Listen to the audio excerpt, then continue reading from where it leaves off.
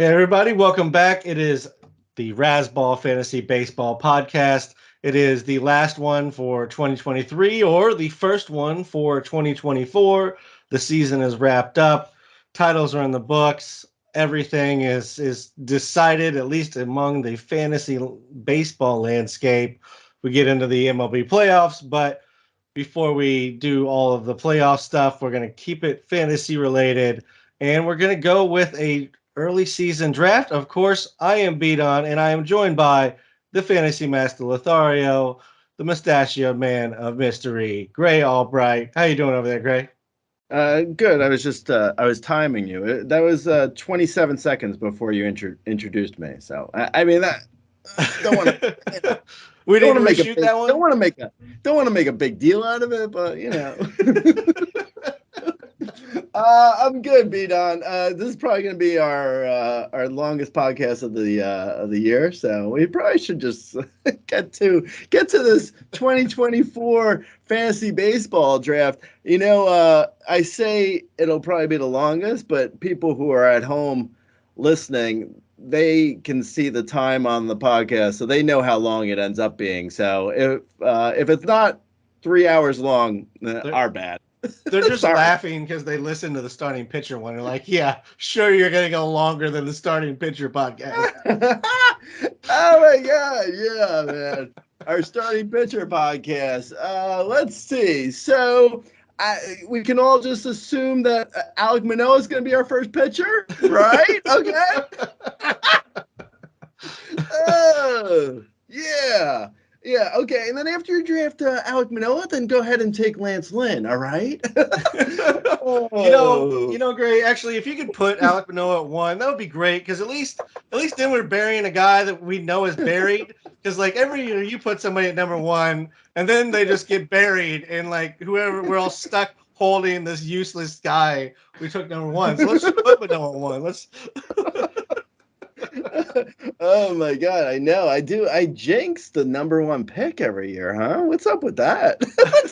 What's up with me being a major jinxer? Worse than Actually, Madden. yeah, Trey Turner actually ended up being okay at the end of the day. Well, I'm not picking him first. So, am I getting the first pick? Are you giving it to You me? are getting the first pick. We're gonna do this, standard 5 by 5. We'll just alternate back and forth. There won't be any kind of. I didn't plan any back-to-back picks in here. I should have. I should have given myself the turn pick at the end, but we'll just go. We'll alternate and keep it as though we're not building out our team. We're it's like we're 12 individuals or whatever making Yeah. we're making individual picks here. Right.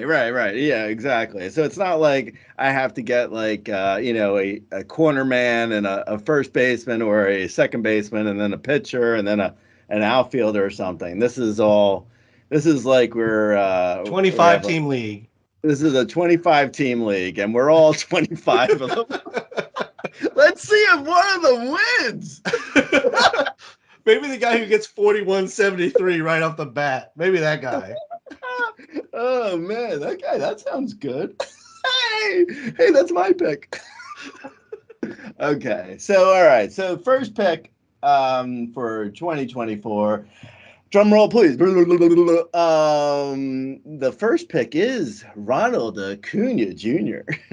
as a surprise for a lot of people. So this means Ronald Acuna Jr. is now jinxed for next year, and all my concerns going into last year when I was worried about his knee, those all will come to fruition now. Yeah, honestly with Ronald Acuna Jr., I feel like how with most number one picks, and this doesn't always work out as we just mentioned with Trey Turner, but I feel like with most number one picks, even if you get like the worst case scenario, I'm jinxing him so bad right now. But even if you get the worst case scenario, he's not going to be that bad, right? Right? Yeah, it definitely couldn't be Tatis Jr. from 2 seasons Honestly, ago. yeah, no, definitely not. Honestly, I feel like kinda as I draft the first time for 2024, I kind of don't want the first pick. I don't want to get the one year when Ronald Acuna Jr. isn't good. I don't know why, But for whatever reason, I feel like I'm just like so unlucky that I am jinxing Ronald Acuna Jr. right now as we speak. Damn, I need to stop doing that. Yeah, so anyway, so I mean, for people who don't know, welcome back from your coma. welcome back from your trip to a cave for the last 6 months. But Ronald Acuna Jr. ended up being the best player of for fantasy of all time, even though I said to Rudy today. So we have a historical player rater.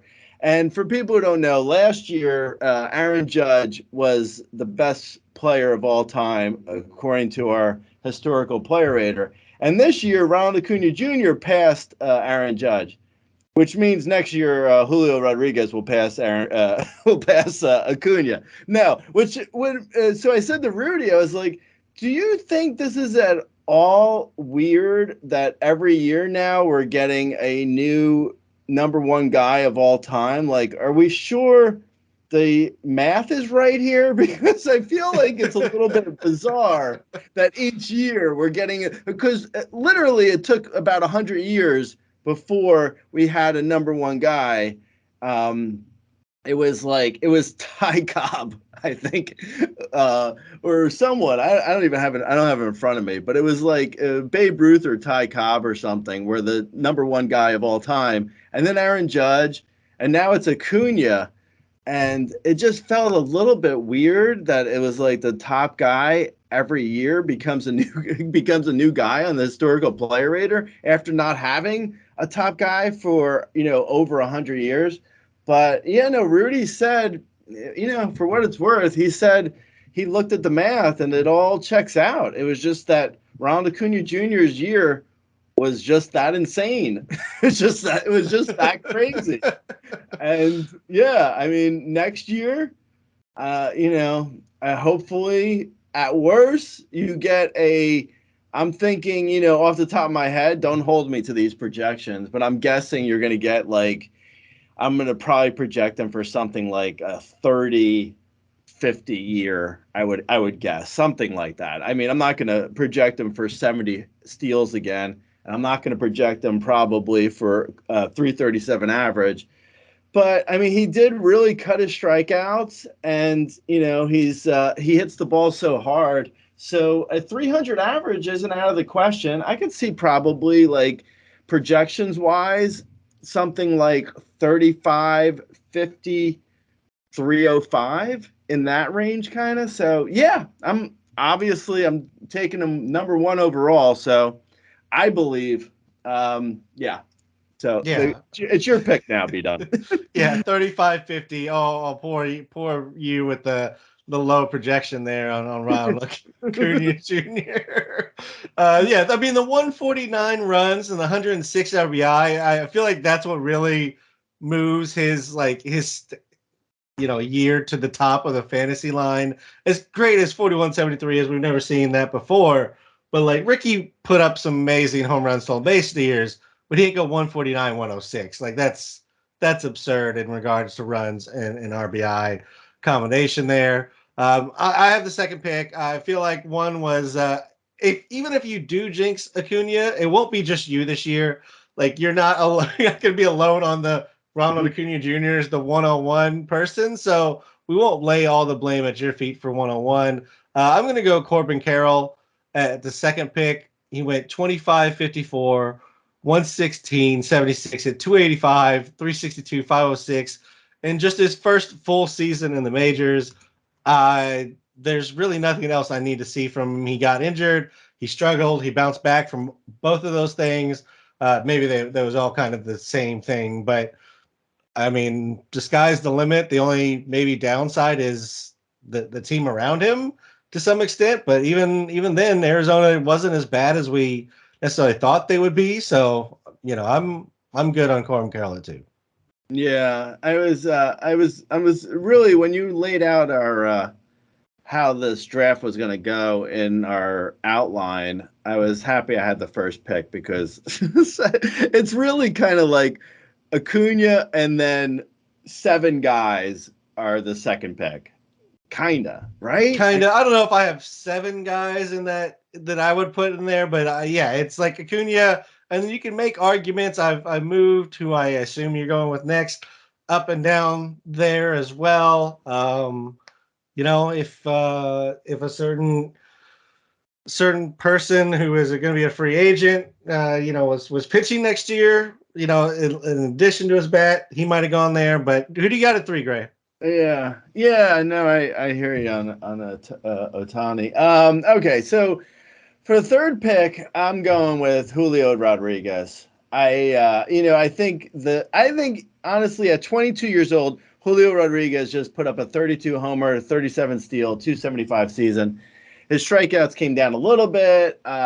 He's more or less going to be a 23% strikeout rate guy, 23 to 25%, somewhere in there. He's probably going to hit like 275 ish. All things are said and done. It's really going to come down to whether or not he gets like the counting stats in the Mariners lineup, which he may not get, but those are somewhat luck driven, the runs and RBIs. It depends on how much big bootied Cal Rowley does behind him, and JP Crawford does in front of him. But yeah, and I think with Julio Rodriguez, it's like at 22 years old, his power is still trending up. He hit 32 homers, like I said. I could see easily 35 plus homers from him. If he puts together like a good month of April, because it seems like he always starts off slow, if he can get a good month of April under his belt, I could see an easy 40-40 season from Julio Rodriguez. I think the steals are probably topped out at like 30 to 35 steals. Maybe he can get to 40 steals. Like it's like with Acuna, like what we saw with him. Anytime a guy gets to like, if he gets to 40 homers and he's at like 35 steals, he's going to push to get to 40 steals because he wants to get a 40-40 year. So if Julio Rodriguez gets within, sniffing distance of a 40 homer season, he's probably going to go for 40 steals as well. I think we could easily see that kind of year from Julio Rodriguez. So at number 3, I'm pretty happy. Honestly, that now that you've taken Corbin Carroll, I think I would have taken Julio Rodriguez at 2, to be honest. But that's kind of like I said, it's Acuna, and then maybe 5 to 7 other guys are all at number 2. So yeah, I like Julio Rodriguez though, and I'm taking him 3. Yeah, I would have no problem if you said, Julio Rodriguez is 2. That's perfectly fine. I don't have any problem with that. I just feel like the speed is a little bit more certain with Carroll, whereas maybe at some point the Mariners like Julio, maybe just slow it down on the stolen bases. We don't need that from you. That's pretty much my only difference there between the two. Are you so if we're with Corbin Carroll, are you not concerned that his shoulder seemed to like it came out and it never really went back in? Is that not an issue for you? I mean, it doesn't have to be an issue. No, not really. I mean, it never really affected him other than that short span where people were like, oh, Corbin Carroll, he's finally, he's hit the wall. He's gonna be bad now. It's like, he was bad for like 2 weeks, and then he was back to being amazing again. So no, I mean, I didn't see any issue with that. That feels a little Ronald Acuna Jr. niche from this year to Gray. Don't make the same mistake, is what you're saying. Okay. You know what? That's what I've been saying this on Razzball. I'm trying to avoid making the mistake of overestimating how much an injury going into a year can affect a player. I don't want to make the same mistakes more than once. So I agree. If Corbin Carroll could have a good solid offseason where he strengthens his shoulder and there's no issues next year. I was a little bit worried with his second half. His power seemed a little bit down, but you're right. I mean, Corbin Carroll, if there's anyone who can steal like 75 bags and chuck in 25 plus homers, it's Corbin Carroll. Yeah, I mean he's the obvious choice for that one. I think just he is still among. I mean he's like top 10 in sprint speed, so there's really no question that he could steal the bases, which is pretty much what I'm going to say for my next guy. Copy paste pretty much exactly everything we've said about Carroll and Julio Rodriguez. I'm going to take Bobby Witt Jr. here at 4. You know, caught a little flack early in the season when he was in like 220, but he was everything I wanted Bobby Witt Jr. to be this season. And to your point about kind of getting off to a slow start, if he doesn't get off to that slow start, the season looks even better. He got just continually better as the season went on. I don't think that the power is quite tapped out yet either. You know, I don't know that he's necessarily a 40 home run guy, but I think he consistently can be in in that 30 low 30s range that he showed this year. I don't see any reason why that won't change. Strikeout rate went down, walk rate went up from last year. I mean, everything that you wanted to see, Bobby Witt Jr. did. And if we're talking about fastest players, he is one or two on the list of fastest players in baseball. So no worry about the speed being there at all. Yeah, no, I actually, now that I'm past my whole, like, this preseason saying that I didn't want anything to do with Bobby Witt Jr., I'm now past that, and I absolutely am. I'm in agreement with you. I could see putting Bobby Witt Jr. in front of Corbin Carroll, potentially, because I do think like the speed is essentially the same, and Bobby Witt Jr.'s power could be a little bit better. And I like, Bobby Witt Jr. really, he cut down his strikeouts, and his BABIP remained like actually it remained exactly the same from the year before, and because he cut his strikeouts, his average came up a little bit, and he hit like a neutral 275. So he's not even really like an average drain anymore in my mind. Like I'm in on Bobby Witt Jr. Absolutely. It feels, as soon as like the last game of the season ends, I'm like, give me all your Jose Barrios and Bobby Witt Jr.'s. Last season's out of my mind. I'm moving forward, man. I don't even care. I don't care what happened. I don't care what happened last year. I'm putting it all behind me. And Bobby Witt Jr. looks awesome for next year. I'm absolutely in agreement with you. Okay. So my next one, I was between a couple guys. Like I said, I think there's a good, like a 5 to 6 player grouping here where you could make a case for a bunch of them. But I'm gonna go with Fernando Tatis Jr. I think with his 140 game season, he still hit 25 homers, stole 29 bags, hit 257. I think that's coming back with his all the baggage that he came back with.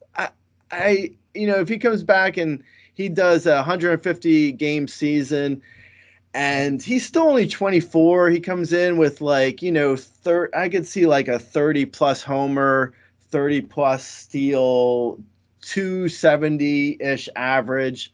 He also feels like a guy who's basically 30 30 270 as like the floor. And then you could really, I mean, I get that he had the suspension and we don't know what was real or not, but I really kind of tend to believe that his suspension was him trying to get back on the field. Like I don't really think it was like like his other numbers were all like PEDs based. I think he's a power steal guy. I mean he always had been. Like, for you to say like is all PEDs based, it would mean that basically his entire career he's been doing PEDs and he never got caught before, because he's always been a solid power speed guy. And that's ridiculous to think he's somehow avoided detection until last year. I think it was just a matter of him trying to get back on the field and why he was doing, the PEDs then. I have no issue with him in like, the top 10 somewhere. That I'm taking him at this place at 5 overall. It feels right. I mean, it's like between him and, I mean, I'm not giving away anything. It's like Kyle Tucker or Tatis Jr.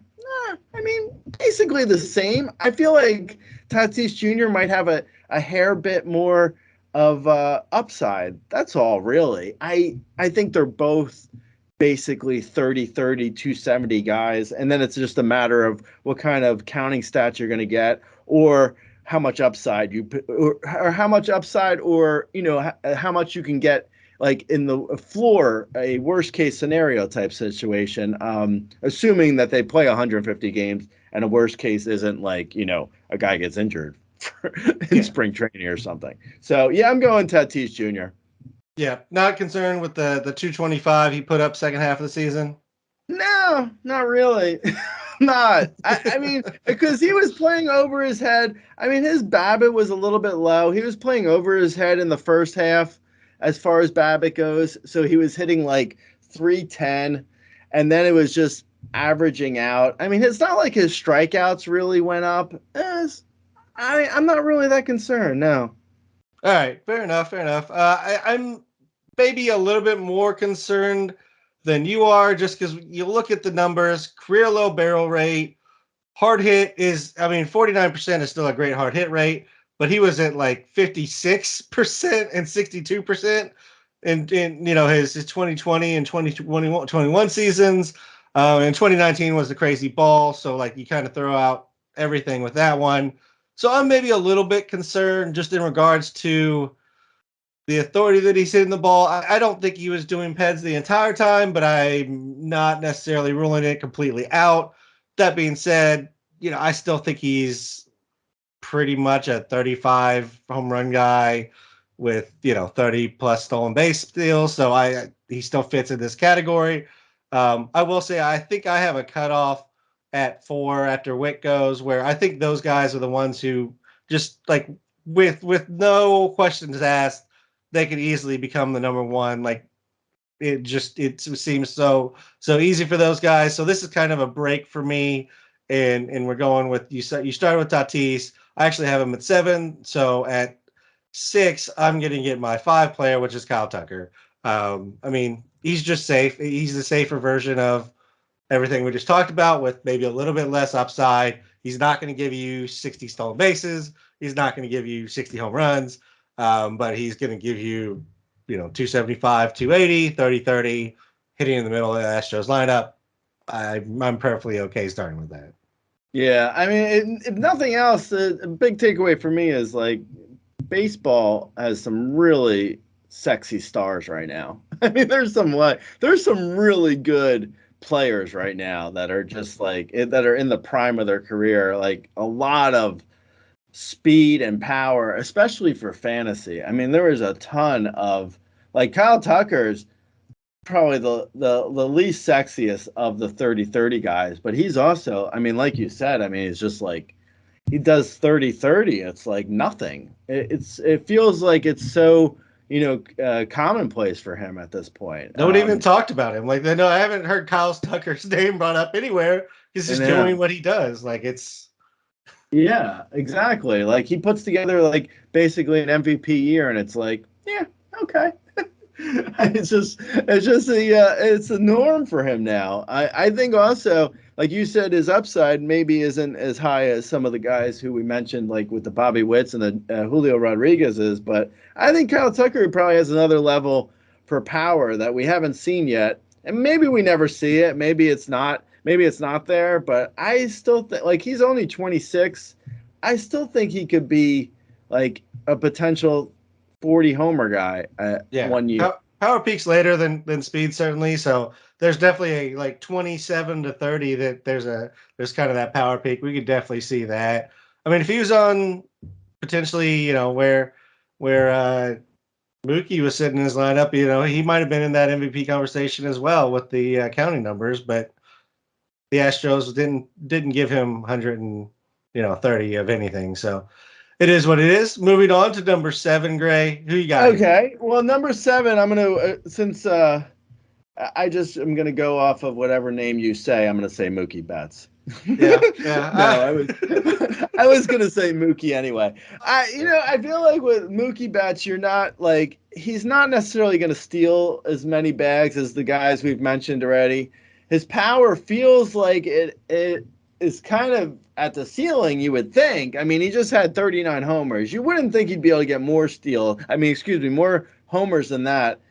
And his power at 30, say 32 to 35 homers, 15 steals, that feels like a step down from the guys we've been saying already. But he's also like he looks like a 300 hitter. He's in a great lineup. Even if we have no idea what the lineup's going to be, the Dodgers are always good, so it's assumed that it's going to be a good lineup. He's going to give you good runs and RBIs, even from the leadoff spot. I mean, it feels a little bit safe and basic, but it is the first round, so it's like you can't get necessarily like insane upside with every first round pick. I think Mookie Betts is probably, I mean, Mookie Betts I could see going as high as number 2 in drafts if people want safety over other stuff, because his position eligibility, as has been beaten into the ground by everyone who's talking about the NL MVP, the fact that he has eligibility at second base, that's going to be helpful with his outfield eligibility. I think with Mookie Betts, I could see him going second overall in some leagues, because there is more safety with him than a lot of guys like the Julio Rodriguez is. I mean, Julio Rodriguez feels pretty safe to me. And don't get me wrong, Kyle Tucker feels safe. Bobby Witt Jr., like, they feel good and safe and have big time upside. But Mookie Betts has done it Mookie Betts has really done it for so many years now, and just seems to keep getting better. So, I don't think it's the sexiest pick, but I'm taking Mookie Betts. Yeah, I have no problem with it. I feel like this is where he belongs in regards to the season he put up and all the numbers he gives you.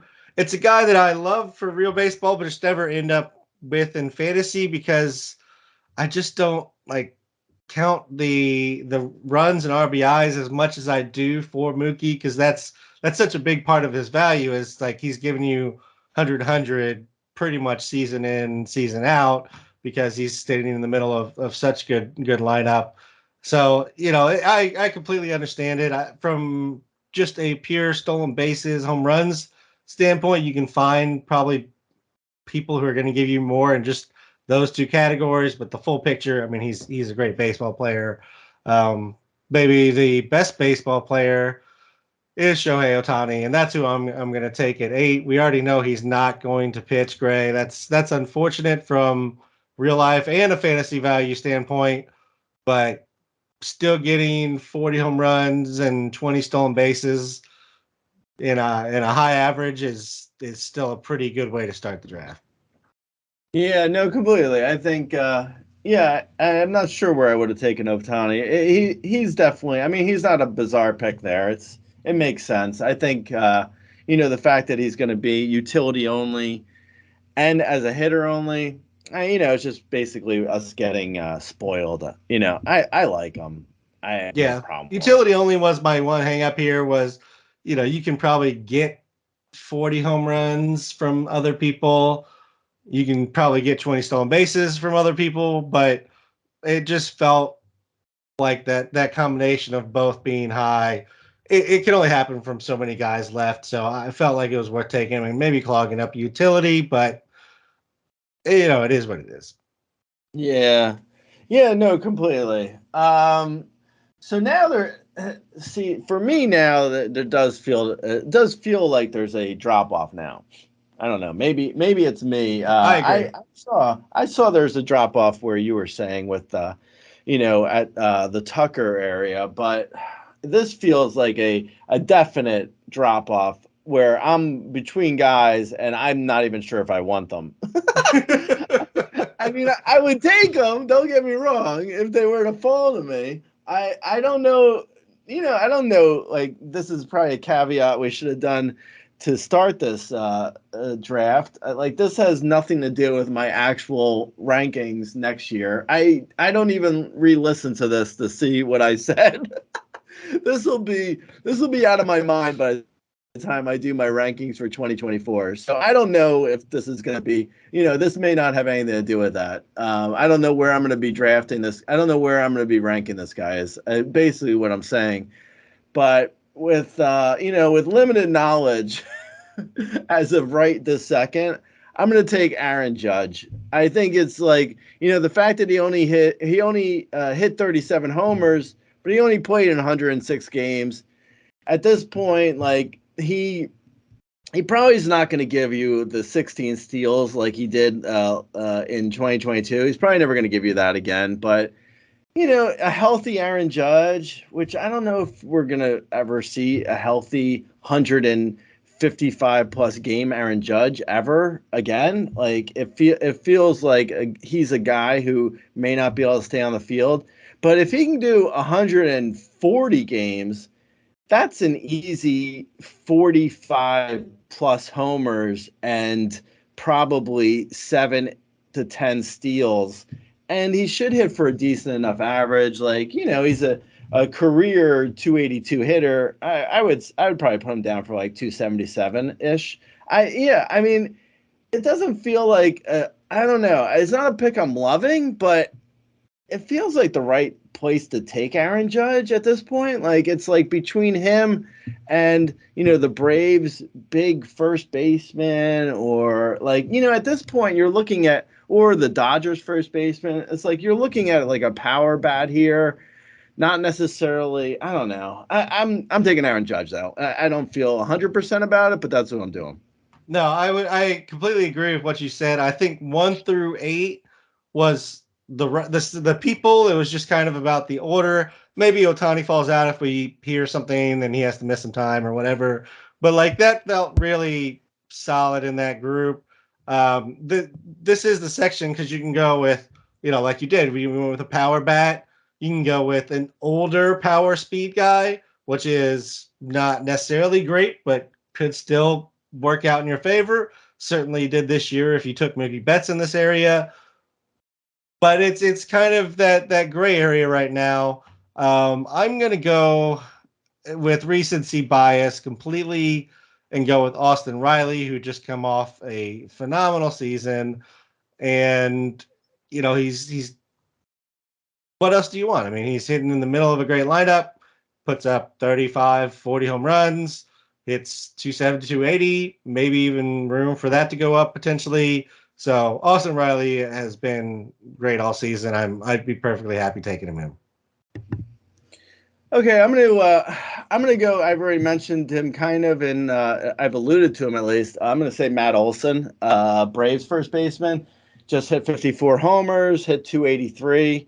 I think the average will probably come down to 60 range. I think the power is real though. I mean, I've always said Matt Olson is a 50 homer guy just waiting to happen.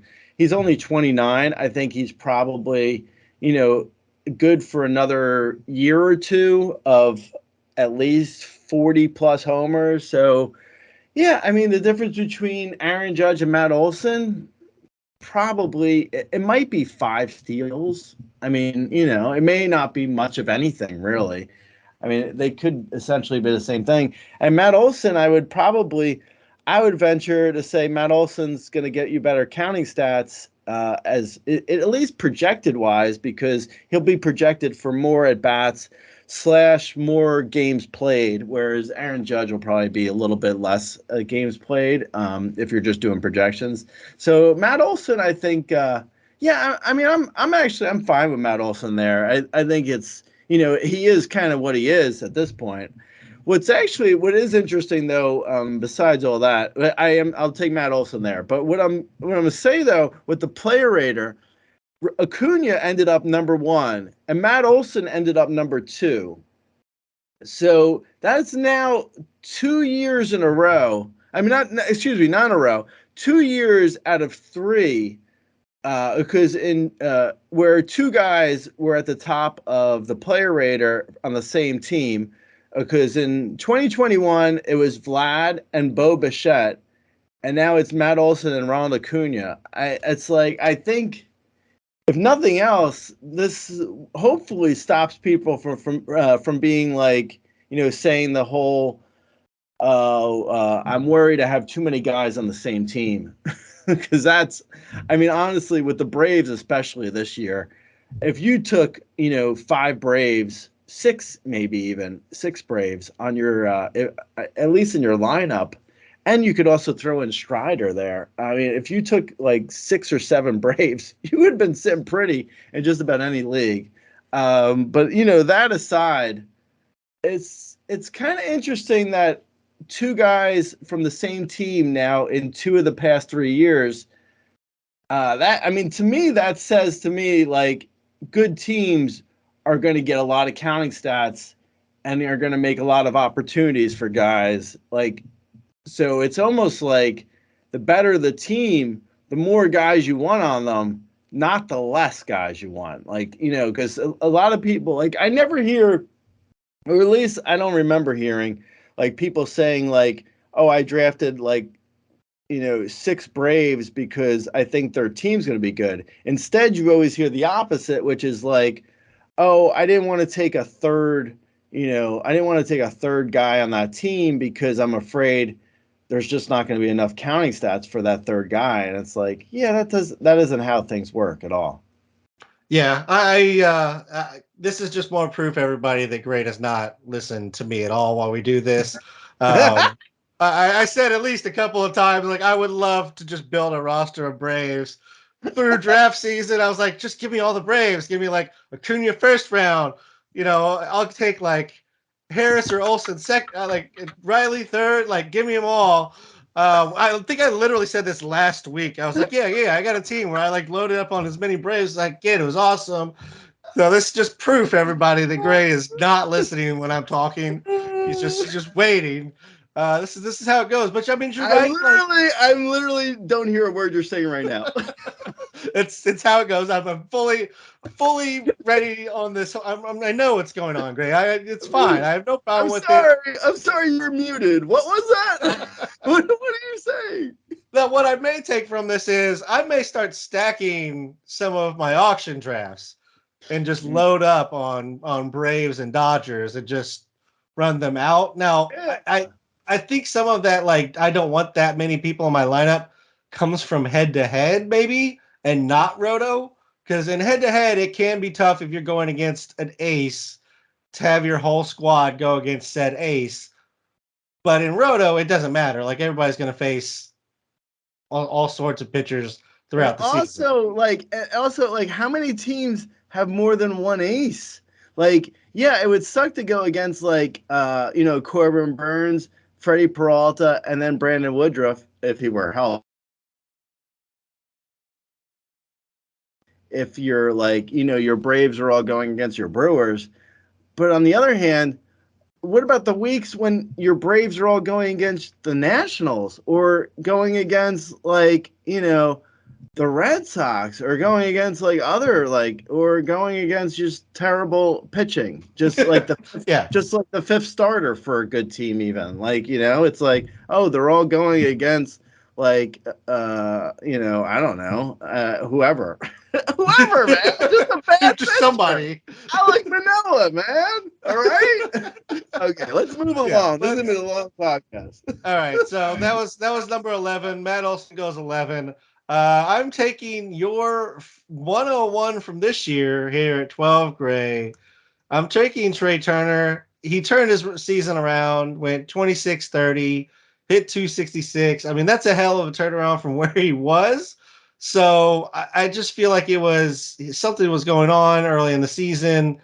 The speed numbers still look fine. The hard hit, all of that still looks fine. So until the speed numbers really die down for Trey Turner, I feel like there's still some safety here, even if they're not asking him to run, crazy amounts. It's not necessarily because the speed's dropped any. It's just strategery. Yeah, strategery. I said this in I think either a post that's out on Rasball right now or will be out or I don't whatever I said. I said that like this year was kind of like a year of chalk. Like there was very little like guys who disappointed. I mean, like Aaron Judge had a little bit of a down year from where you drafted him one or two, and you wanted like, maybe 50 plus homers and you didn't get that. And Bo Bichette had a little bit of a down year, but very few guys disappointed like coming into this year. There's very little. I mean, there's like basically all chalk, like in the first couple rounds at least, like even like the first two rounds. A lot of guys like, Mike Trout was, he was injured. He had, if you weren't able to fill in for him, then his spot in your lineup was bad. But even like with injured guys, if you could pick up guys off of waivers, they're not really that bad. Anyway, I'm moving along.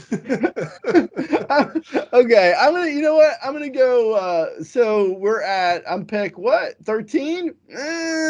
Okay, so I have a few guys.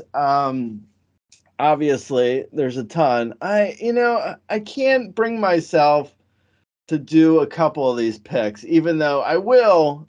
If you don't do them later, I will pick them.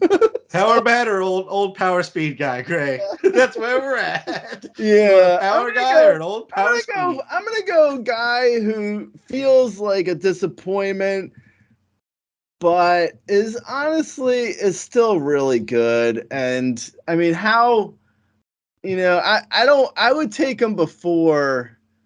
Like it's like him or Freddie Freeman, basically for me. I'm gonna go Juan Soto. I feel like Juan Soto is still only 24. He hit 35 homers this past year, stole 12 bags, hit 275.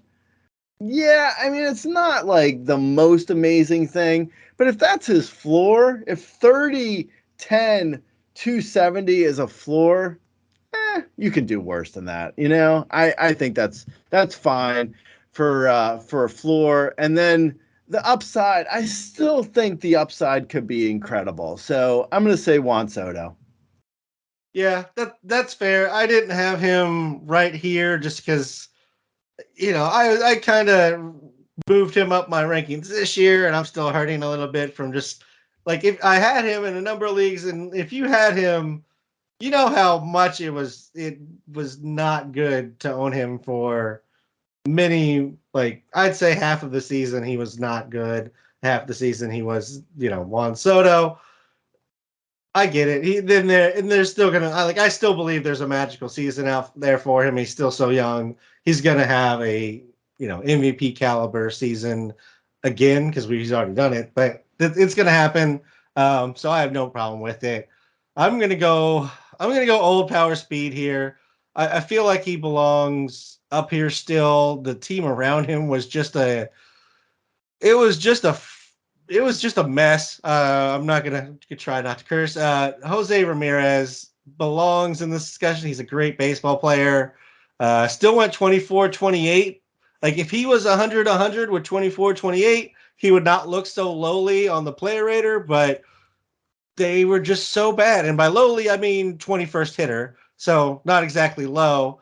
Like I just it's Jose Ramirez. It feels like it's still safe for the most part in regards to him being a power speed combo, and they can't be worse than this year, right? I mean, I guess they can. Yeah. Yeah.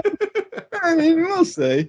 I'm gonna say a guy who I've already mentioned a couple times now. I'm gonna say Freddie Freeman. I He know. was he was the third. He was third on the player rater this year. I don't have it in front of me for last year, for 2022, but I'm He sure was he two. wasn't very. He was two. Yeah, so he was two the year before.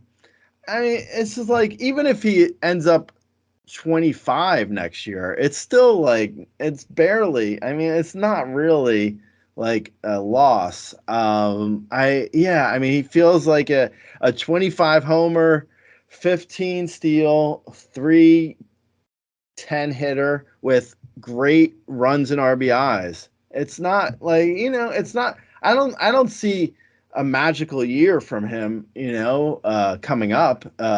But if anything, I would assume he comes down a little bit from last year. But still, I mean, even if he comes down a little bit from last year, he still had a solid year. Yeah, I mean, it's not like a crazy exciting pick, but yeah, I'll go Freddie Freeman. Yeah, I have no problem with it. He's great average, powers there, counting numbers. He made me look like an idiot this year. He stole 23 bases, which is 10 more than he stole last year, which was a career high at age 32. Uh, he's reversing the stolen base arc all by himself. Next year he's going to put up 40, and I will have no answer for it, Gray. I don't get it. There's gonna be Um, this off season. You're gonna be that's gonna be a true no true word will be said because this off season, Rob Manfred will have a new rule in place where you can never throw to first base, no matter what, and you can't throw to second. Not even if you're a catcher trying to pick off it. It's like you can never try and throw out a runner. just trying to speed the games along here, guys. If your sprint speed is in the bottom third, you can just take the base. You just Just start run. walking. Just run. Just go. Just jog. Oh, go ahead. Go ahead, Vogelback. All right. Here we are now at number 16. I'm just going to continue to load up on Braves, as I said. I'm going to take Ozzy Albies right here. Mm. Second base, 33-13. Going to give you the counting stats. It's 278 this year. I mean, I was a little bit, maybe a little bit concerned about him just coming off the injury from this season, but now, I mean, it seems pretty safe. I'm good to go on Ozzy Albies. Yeah, no, I feel that. I probably would have went Albies there. I think a lot of these guys are just basically, 35, 15, 30, 15. Okay. So anyway, with that said, I like Albies there. I would probably, I mean, I don't know if Jordan Alvarez, if this is a reach at this point, but I'm still in on a Jordan Alvarez. I was a little bit high on him this past year, probably higher than most people.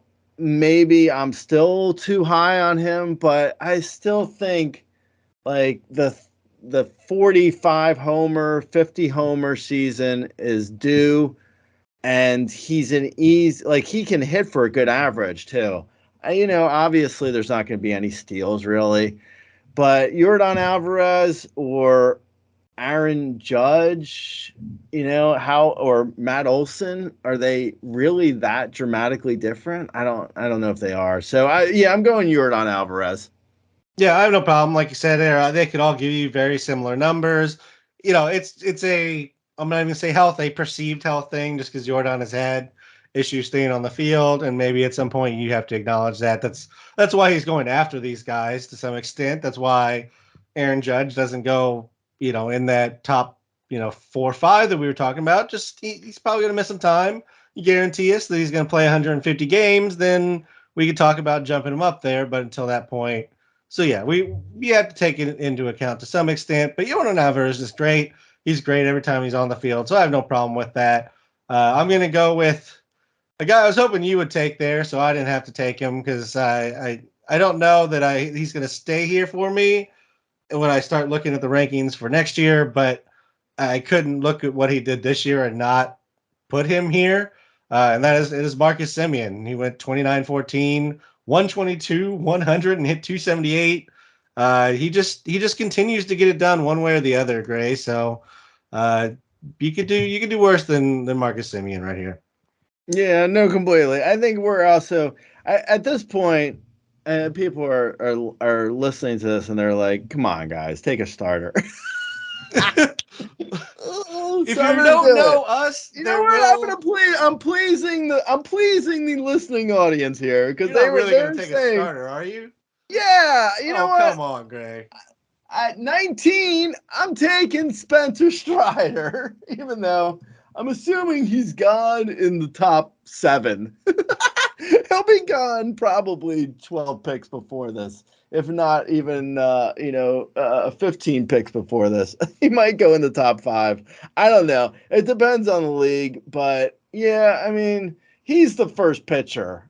obviously. I mean, I don't think that's a shock to anyone. I think he's the first pitcher. Wherever you see pitchers going off, he'll be the first one. He'll be taken way before this pick. Yeah, he's like, he just won 20 games. That doesn't mean anything. I'd probably project him for like maybe 17, but you also got to project him for like 250 to 270 strikeouts. I mean, his strikeout rate is just insane. So yeah, and he's up to 186 and 2/3 innings on the year, depending on how long the Braves stay in the playoffs. That'll go up a little bit. So so assuming, piggybacking off of this year, him getting a little bit more stretched out next year. If he throws 200 innings next year, I mean, he might actually break 300 Ks next year. So yeah, I mean, he's the number one pitcher, absolutely. So I'm gonna go him. Yeah, I mean, I think you could definitely make a case for Garrett Cole as the number one pitcher. Just the consistency year to year that he provides. He's still giving you the strikeouts. ERA, WHIP, certainly better than what you got from Strider, but Strider's K rate is just so absolutely absurd right now. You just can't ignore it. So I'm with you. If you're going to take a pitcher, it's Strider one. Cole would be the other option there. But in true Rasball fashion, I'm not taking the pitcher. So Gray's going to have to take him. I'm going to make him do the dirty work, just like I usually do. And this was a really weird spot for me in the draft process because there's just a bunch of guys that we could slam into this section that would all be fine. I think they all belong here. I'm gonna go with another power speed, and I don't think he has the highest upside, but he has the least amount of questions for me, and that is Randy Arozarena with 23, Yeah. 22, 254 average isn't great, but like he's done it. He's not old. He's not losing speed. He should actually, if anything, hit for more power and better average. So I just feel like if you're going power speed, he's the safest of that group, although maybe again, not the highest upside that's still left. That's a pick. That's fine. I probably wouldn't have him there, but okay. So a guy who I probably won't have here either, but who I'm gonna say Louis Robert Jr. Okay, that's who my other guy was that I was like, he's better, but I just don't Yeah, trust him. I don't trust him either. I don't trust him at all. And I hadn't realized how terrible his runs and RBIs were. Obviously through no fault of his own, but that is so wild that he just had a Louis Robert. That is, he just had a 38 homer, 20 steal season, hit 264, so not a bad average, and he still only had 80 RBIs and 90 runs. Woof! Oh man, that is really bad. That is shockingly terrible. And because of that, he actually was 25th on the player rater overall, tied with Pete Alonso. So yeah, I mean, it shows you Trey Turner. Actually, with Trey Turner's kind of down first half, Trey Turner still ended up above those guys at 23 overall on the player rater. Anyway, I'm gonna go Louis Robert. I don't know. I honestly have no idea where I'm going to be ranking him next year. I really have. I really struggle with him because I think the talent's there, but man, I just don't trust him at all. I don't trust the organization, in which case also pertains to his health and Hmm. just the amount of talent around him to bring in the counting numbers. I just don't trust any combination of that. Even Yeah. if I think he's over his personal injury bug, I don't trust the White Sox to handle him correctly if he does get banged up. So I just, yeah, it's tough. I'm sure there's probably somebody in every draft that's going to take him before you and I will, Gray. Yeah. He would Yeah. have been gone probably 5 picks ago in most drafts, I would guess. Yeah. And yeah, if there was someone else on this mock draft, he probably would have went earlier than than this. I would think. I mean, I don't know. Yeah, but it's sad because I love Lou Bob. I always have. I just need him out of the south side of Chicago. You Yeah. already mentioned him when you were talking In regards to the player rater, I'm going to take Pete Alonso next. This feels like the right area for him, like right around the 22. I mean, you get Pete Alonso, you get a ton of home runs, you get all the counting numbers that come with that. Average was a little down this year, but I think this is probably the low point in regards to average for him. I don't think he's even a 220 hitter if he stays healthy all season. I think part of that was him just not being right. Yeah, no, I think you're right. Pete Alonso. I don't remember exactly how they were ranked last year for me, but like this is the area where it's like Pete Alonso, Strider, I'll say this: Pete Alonso, first pitcher, outfielder with question marks. Last year was Mike Trout. This year it would probably be Louis Robert. Like it's all kind of a similar area. Um, every year, it just depends. Like the names change a little bit, but like Yeah, Louis Robert or Mike Trout, I yeah, think people understand the correlation. Okay, so with that in mind, I'm gonna go with the guy he's probably got a bit fewer question marks now since his last 2 months. Like he came on pretty strong in the last 2 months. I'm gonna say Bryce Harper. He's I would say projection wise, probably back to 30 homers, maybe 10 steals, potentially 280 average. Like, I don't know. I feel like we might actually, like, when I get to ranking, I could see potentially putting Bryce Harper above some of the guys we've been talking about. And, after I have a little bit more time to dig in and look at like projections and Bryce Harper and what he could do, he might go higher than this for me. But for now, I'll take him here. I'll take him at what is it, 23 overall, Bryce Harper. yeah. That's a very solid pick here. This is my last pick, and if I'm being honest, I ranked 39 players. I have two guys above who I'm going to announce as my pick here, but I wanted to get this guy in here because he's going to be, he's kind of my Bobby Witt call. Maybe not quite as high up as I had Witt last year, but back in the second, I feel like it's still pretty high for where this guy is going to be drafted. So I'm going to say C.J. Abrams, who just went 1845. Ooh. He only hit 244, but I mean 1845 is tough to come by. There's not that many guys who are going to give you that kind of pop, that kind of you know big impact left at this point. And I mean, at 22 years old, there is all sorts of room for growth still. Ooh. Ooh, that's a sexy one. I didn't Had to go a know. little sizzle here at the end, keep everybody listening. I didn't know we were going sizzle. If we're going sizzle, I'm gonna say Jordan Walker. What? No, He had a no. hot last month. Had a hot Yeah, last month he there. was. He was good in the final 3 games of the season. There we go. No, I'm not doing. I'm not saying Jordan Walker, even though I do like him still. Okay, so there's a ton of guys. Obviously, there's probably like 300 names, give or take So many 100. names left. Yeah, there's a lot of names left. Some of the guys who I was looking at potentially was Lindor. He was a guy I was looking at. I think he's I think he went 30-30. I think he's probably in a good place to bounce back. I think the Mets will be better. They were pretty unlucky. I'm not going to say him, but I would say him. Potentially, I could see it. A guy who I will say, Adalis Garcia. Wow. Who? Ah, a guy who no one wants to draft ever and always ends up being great. I think he's, a lock for 30 plus homers, has 10 steal speed, has 250-ish average.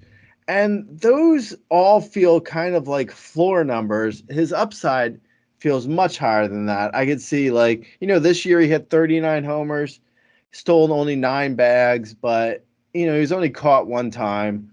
That's just a matter of whether or not he wants to run. He could easily have 17 plus steals next year if he wants to run. And he's probably, I said 30 plus. he's probably a 35 plus homer guy. And his average, even though it's not going to be great, probably 250 ish, still 35, 10, 250. That's really solid. Not much difference there than a lot of guys that we've talked about already. So yeah, I'm gonna go Dallas Garcia. Yeah, I have no problem with that. He is we are Dallas Garcia fanboys on this podcast. Are. And for as much as we love Dallas Garcia, we seem to really not like Frankie Lindor in New York for some reason. I mean, he went 30-30 and he still can't get a spot on the top 25 for us. I feel like he probably does belong in there.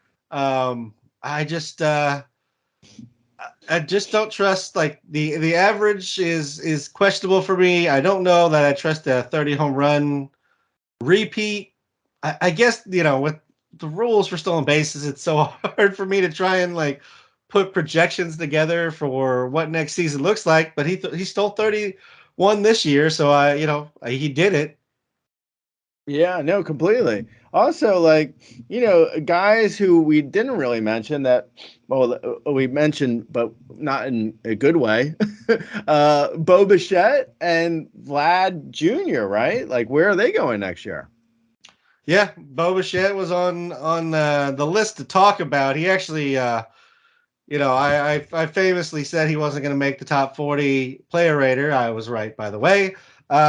He didn't actually make my top 40 players that I just listed out here, Gray. So Wow. where do you have? I mean, is Bo going to be? I mean, you are the Bo Bichette fan club.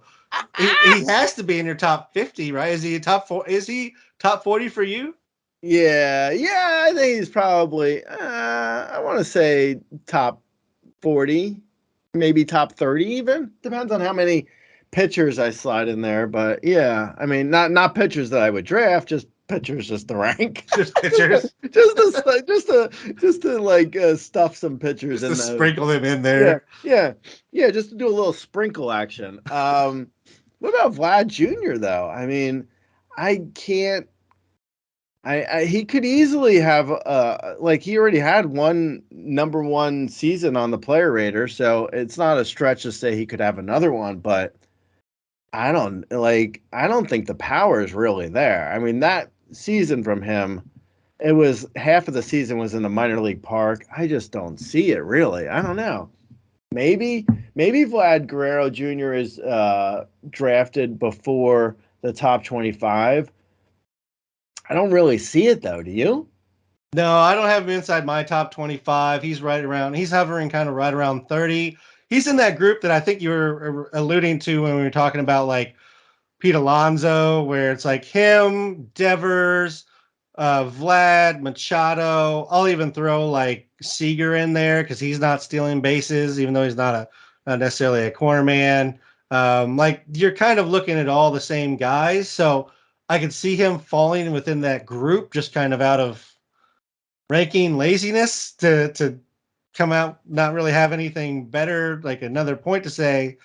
But like we can do it. It's just like what's he gonna do? And if he's only gonna hit 265, like that was the problem with Soto for a long time. It was like we can kind of handle the power coming late, but like you can only get so much out of these guys if they're not going to give you average. Because Soto and Vlad aren't necessarily locked in 45 home, 40 plus home run guys. Not that they can't get there, but we're not locking them in like we would Aaron Judge in 150 games. Like Yeah. that's a no brainer. Right. Yeah, no, completely. Yeah, no, I don't disagree. I mean, there's also like you mentioned Corey Seager. I really like Corey Seager now. I think he might go higher than I'm willing to draft him though. I That's wonder. always my problem with Seager. I like him. I like him as a ball player. I would love to have him on my real life team. Yeah. I don't know that he typically lasts until I would take him. He's another guy that has on the staying on the field problems, and that season to season we just ignore that. Like Yordan Alvarez is going to take a hit this year because he didn't play. Aaron Judge is going to take a small hit this year because he didn't play. Corey Seager is going to get a bump because he did, but he really only played 119 games. he had as many home runs in those 119 as he did over a full season the year before, but like I'll where are we say drawing the line on like injury related, like he's injury risk or right. not? Yeah, no, totally. I'll throw out a random name. Not random, but Corey Seager or Gunnar Henderson. Yep. They may not be that different, really. I mean, Gunnar Henderson's not going in the top 25 anywhere. I mean, he'll probably go in the top 50. He won't be that far off. But Corey Seager's going to go a good, I want to say, at least 2 rounds before Gunnar Henderson. And when you look at their numbers at the end of the day, not really that different. I mean, No, kind Gunnar, of same. yeah, same, and Gunnar might actually, steal a few more bags. Yeah, I mean maybe the average with Seager you can count on, but like he last 3 years he was 327, 245, 306. So I mean, so 290, 280, but the 240 still stands there. It's still sitting there staring at you, and it's not early in his career or anything. So Gunner 257 this year. That you could definitely see that moving up. He definitely improved it as the season went on. So yeah, I mean, at the end of the day, those two could be very similar. We didn't even talk about like Cody Bellinger, Jazz Chisholm, the fun, like all the cruises, Ellie De La Cruz, O'Neill Cruz, Yeah, Royce Lewis, I think is one that I'm gonna probably overdraft next year just based on complete upside. yeah. Nico Horner, 43 steals, probably belongs in the top 50. All those guys do, and then all the pitchers that we don't rank. Who was a 2020? I think he was 2020. Yeah, I believe so. Michael Harris the second. He was Yep. 2020, right? Mm-hmm. Last year, I mean. I don't know if did he end up being He this. just came short this year. I think he was 19. Okay. He ended up pretty low on the player radar at the end of the day because, he was hitting ninth, and that is a killer for fantasy value, really.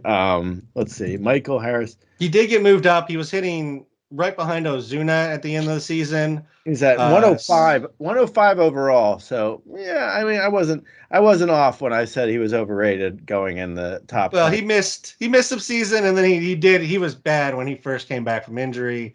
If we had a second half player rater, I'm sure he would come in Yeah, much higher. probably where he's going to end up getting drafted next year, which is roughly top 40-ish, I would say. Probably 40, 50, maybe yeah, between 35 and 50 probably somewhere in that range, right?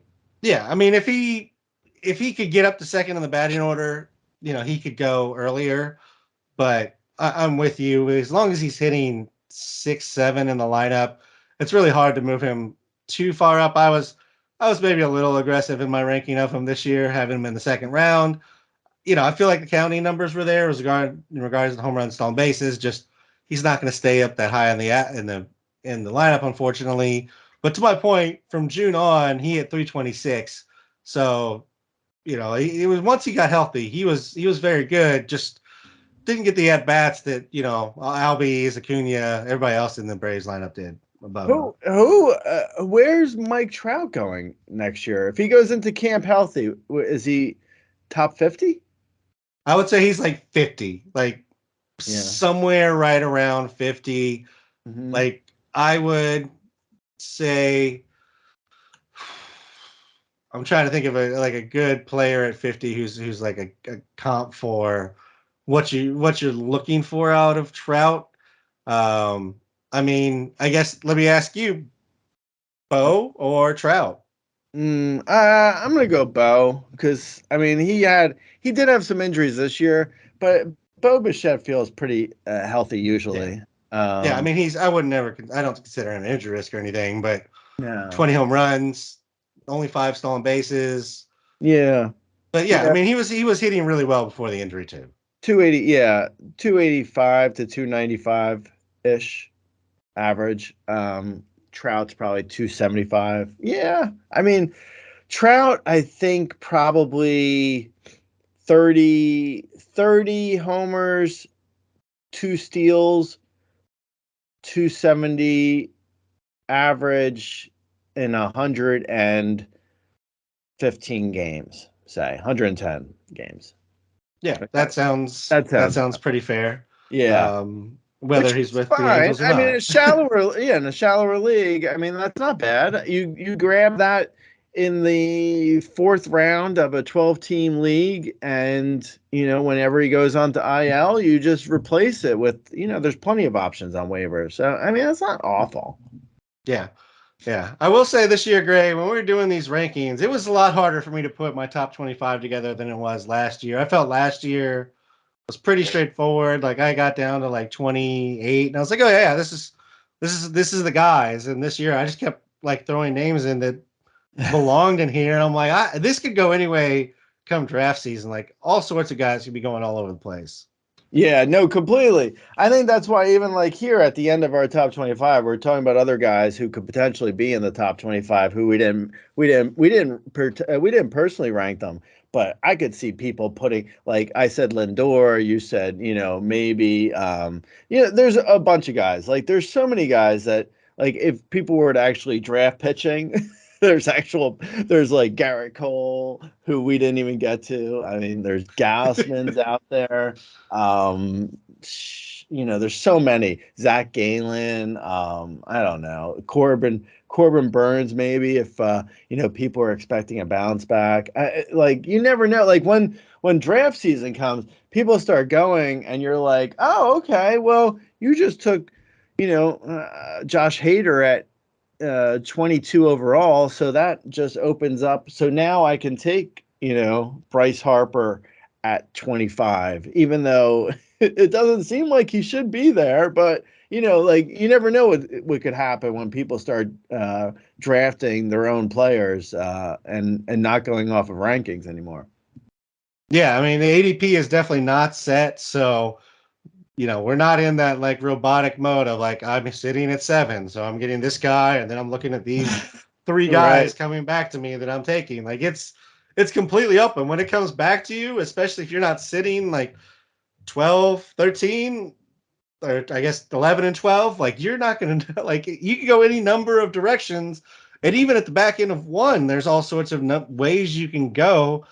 And just in those picks alone, so I think in regards to picking a draft spot, if you're doing some, real early draft and holds or anything like that, and you're using the Kentucky Derby style or any kind of pick your spot, I think I want to be like 5. Give me to that last of the 4 or 5. Give me the last of like the Corbin Carroll, Bobby Witt, Kyle Tucker group. Give me one of those guys, and then I'll just Mm. see who falls back to me on the turn. Yeah.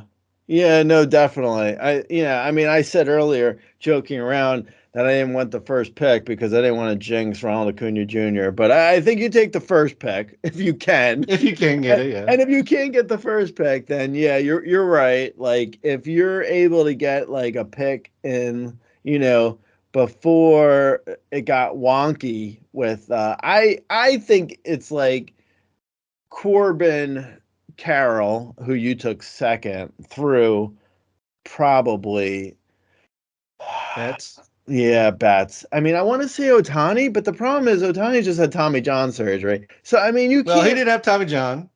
Oh, well, he did have elbow He surgery. had he had an elbow surgery, but it wasn't Tommy John. Oh, okay, okay, my bad. Yeah, I mean, he did have elbow surgery, He so did.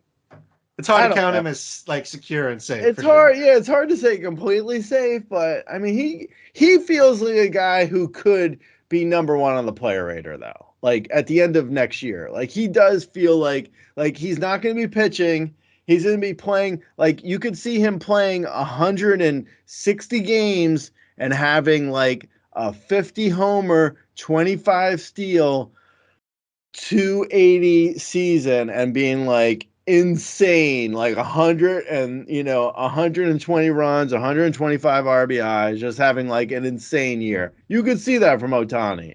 Yeah, stick him at DH in the right lineup, and that's going to be absolutely absurd. Is it where he lands is going to be an interesting piece as well. If he happens to land in I don't LA. know, Dodger blue. That's gonna be very interesting in regards because that's the counting numbers that you're looking at. That's the only thing that held him back this year from being Aaron Judge. Basically, last year was the counting numbers. If he had 130 and 130, like Mm-hmm. he'd pretty much be on pace with this pitching that he got in before the injury as well. So, I mean, Otani was on that historic pace. And yeah, I mean he's gonna be great, but yeah, Yeah. I agree. He's not necessarily in the safe camp if we're drafting right now. So maybe he falls back a couple, and it's Tatis bets over Otani, and it stops at 7. But I think that's the line. Like if you can't get Acuna, get into like 7, 8, Yeah. or 4, 5, somewhere in Yeah. that range. But you don't have to have 2, 3. Like 2, 3 is a preference pick. Like Corbin Carroll could give you the exact same numbers as Tatis Jr. is going to give you. Right. Yeah. Yeah. That makes sense to me. I think that's probably the tier of those players. I don't see like Julio Rodriguez. I think is gonna be special. I love Yeah. him, but if you're really like, are you really fighting Julio Rodriguez instead of Kyle Tucker? I don't know if I'm I don't know if I'm battling. I don't know if I'm going to battle for that. Yeah. It might be worth like $5 at an auction. It's not worth 10. It's not worth Right. bumping and making a huge deal about it. So Yeah. yeah, I would agree. Yeah. All Well, right, I don't Gray. know, man. This is we could talk. You want to talk until next January? Just keep just just 3 months. start naming players and Why don't we just just do a 3 month podcast? rank. We'll just do ranking right here, Just take it. live ranking. I was taking. I'll take my microphone to my bedroom to just keep going. Sorry, Cougs. B Don. Yeah, B Don's gonna sleep between us on the microphone. We're down at 275. We're not sure though. Like Jack Flaherty didn't really look good in his comeback. Julio Alec Tehran Manoa. is Oh no, not Alec Manoa. No. oh yeah. But yeah, let's go ahead and call it there. We got hour 15 for us isn't too bad, Gray. I feel like that was for a top 25, and we talked about like at least 40 names or maybe even more. I feel like that wasn't too bad. If you're in drafts or you have keeper questions, dynasty questions, feel free to send them to us on Twitter. I am at RazBeaton. Gray is, of course, the owner of the at Razball account. You can always come ask him your questions on youtube.com/RazballFantasy, where this video will be posted. You can throw the comments in there. We'll reply out there. Well, until next season, Gray, or if there's some off-season news, but I'll talk to you later, buddy. All right, Lates.